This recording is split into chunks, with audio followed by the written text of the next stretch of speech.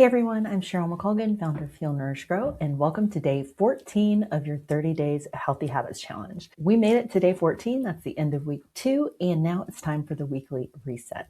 So every week we do a reflect and adjust. It's not a time to make any judgments about yourself or to be, sad or unhappy with yourself for not doing a particular day or anything like that. You're not perfect. You don't need to be perfect.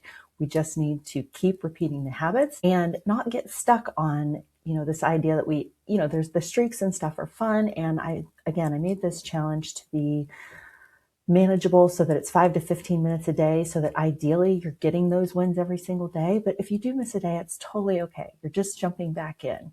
So for the weekly reset, we're going to go back to the same thing that we did on day 7, and that is to list one win, one challenge, and one small adjustment for next week. Again, we're doing always the 10 minutes of movement every day. I hope you're enjoying that. I'd love to hear how it's feeling in your body, what you've been doing for movement, what's different for you with that. And then also going back to your focus areas. Ideally, every day when you are looking at the habit that we're doing, and I've tried to mention this a few times throughout the videos, but it's not always easy for me to remember to do it on every single one, but to keep the habit in the framework of your the 3 things that you identified at the beginning as your focus areas, trying to integrate that in some way that supports those focus areas. And if it just doesn't fit for you, maybe that's not one of the habits that you're going to keep going forward. But those focus areas, again, ideally, when you have these kind of focus areas in mind, and I like to take the focus areas and eventually, make them into goals that are maybe a monthly goal or a 5-year goal or a 10-year goal, things that are much bigger goals. You have to take these small steps to get there.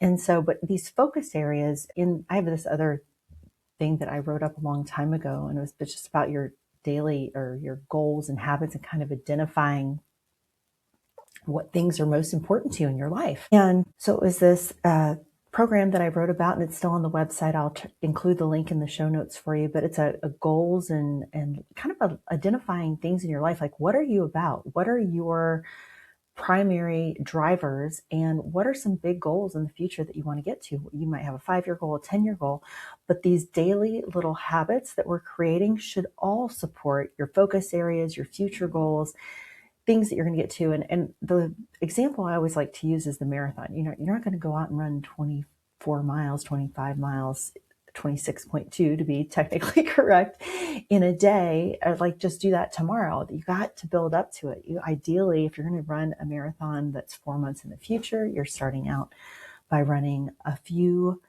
maybe it's even minutes at a time if you've never run before. And maybe it's a 6-month build up to this or a year build up to this goal, but it's these little daily habits that get you there. So anyway, all that is to say, to just take these into account. Every habit that you try in this challenge, notice what's speaking to you, and then see how you can apply that to your focus areas. So hopefully that all makes sense. And as always, if you have any questions or anything, you can always reach out. But sometimes these things want to have a little bit of ambiguity around it, because everybody's got different goals in mind and different things that they're doing. And so it's nice to have a little bit of interpretation of it for yourself. But again, if you're struggling or having trouble or just have questions, always feel free to reach out. And if you're not doing this challenge yet, I encourage you to go ahead and sign up. It's healnourishgrow.com/habits. You can start anytime, no matter when you're finding this. It is never too late to start again or to just get started. Going back to your 3 things that you're doing, your one win, your one challenge, and your one small adjustment.